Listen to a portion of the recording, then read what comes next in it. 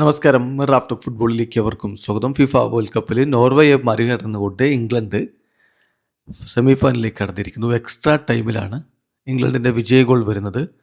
2-1 വിജയമാണ്.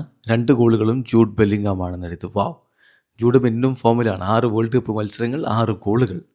അദ്ദേഹത്തിൻ്റെ പ്രകടനത്തിൻ്റെ കാര്യത്തിൽ ഒരു തർക്കവും വേണ്ട. അത് ഫാൻറ്റാസ്റ്റിക് പെർഫോമൻസ് ആണ്. പ്ലെയർ ഓഫ് ദി മാച്ച് പുരസ്കാരവും ജൂഡിനാണ്. പക്ഷേ ഇവിടെ വിവാദമായിരിക്കുന്നത് ആ ഒരു ഗോൾ, ആദ്യ ഗോൾ വന്ന വഴിയാണ്. ആ നോർവേയുടെ ഗോൾ കിക്ക് ക്യാമറ വയറിൽ, എലിവേറ്റഡ് ക്യാമറ വയറിൽ കൊണ്ടു. അത് ഗതി മാറി ഇംഗ്ലണ്ടിൻ്റെ പൊസിഷനിലേക്ക് വന്നു. ആ ഒരു സീക്വൻസിലാണ് പിന്നീട് ഗോൾ പിറക്കുന്നത്.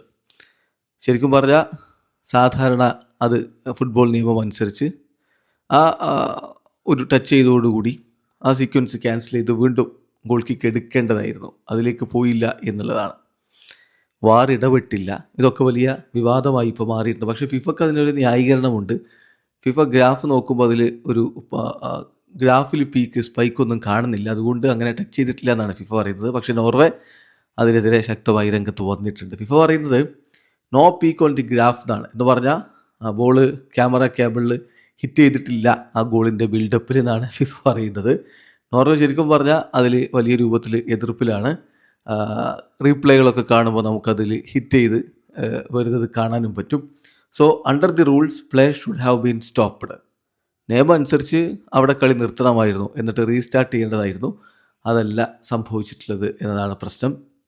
സോ ഫിഫ ഈ വിഷയത്തിൽ പറഞ്ഞത് the sensor in the connected ball showed no peak in the heart beat of the ball when the air. ഇവിടെ ബോളിൻ്റെ ഹാർട്ട് ബീറ്റ് എന്ന് പറഞ്ഞാൽ അതിനുള്ളൊരു ചിപ്പൊക്കെ വെച്ചിട്ടുണ്ട്, അത് വെച്ചിട്ടാണ്. അപ്പോൾ അതുകൊണ്ട് ഇപ്പം ആ സെൻസറിൽ ഇതൊന്നും കാണിക്കുന്നില്ല.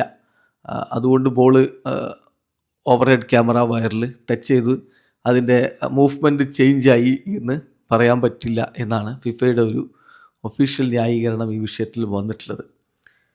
ഏതായാലും ജൂഡ് ബെല്ലിംഗാമിൻ്റെ ബ്രേസ്, അദ്ദേഹം വേൾഡ് കപ്പിൽ 6 ഗോളുകൾ തികച്ചിരിക്കുന്നു. അതൊക്കെ നമ്മൾ കൈയടിക്കേണ്ട വിഷയമാണെങ്കിലും ഈ ഒരു വിവാദം അവിടെ നിൽക്കുന്നുണ്ട്. ഇംഗ്ലണ്ടിൻ്റെ ഓപ്പണിംഗ് ഗോളാണ് ഇങ്ങനെ ഒരു വിവാദത്തിൽ വന്നിട്ടുള്ളത്. പക്ഷേ ഫിഫ പറയുന്നത് നോ കോൺടാക്റ്റ് വാസ് രജിസ്റ്റേർഡ് എന്നാണ്. പിന്നെ നമുക്കറിയാലോ, 1-1 നിൽക്കുമ്പോൾ നോർവേയുടെ ഗോൾ ഡിസലവ് ചെയ്തു. അത് ഹാലൻഡ് എലിയറ്റ് ആൻഡേഴ്സിനെ ഫോളോ ചെയ്തു എന്ന് പറഞ്ഞിട്ടാണ് ഡിസലവ് ചെയ്യുന്നത്. അതുപോലെ ഒരു പെനാൽറ്റി ഓവർടേൺ ചെയ്യുന്നത് കണ്ടു. അപ്പോൾ അങ്ങനെയൊക്കെ സംഭവബഹുലമായൊരു മത്സരമാണ്. അതാണ് ഒടുവിൽ 2-1 ഇംഗ്ലണ്ട് വിജയിച്ച് കയറിയിരിക്കുന്നത്.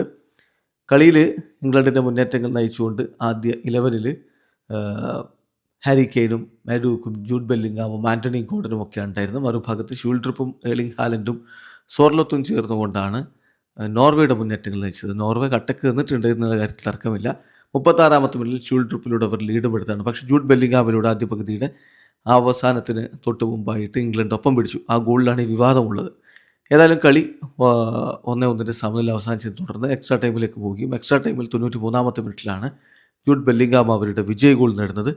കളി ഇംഗ്ലണ്ട് ജയിച്ച് സെമി ഫൈനലിലേക്ക് കടന്നിട്ടുണ്ട്. വീഡിയോ അവസാനിക്കുന്ന ഫുട്ബോൾ ലോകത്ത് കൂടുതൽ വിശേഷങ്ങളുമായി റാഫ് ടോക്സിൽ എത്താം.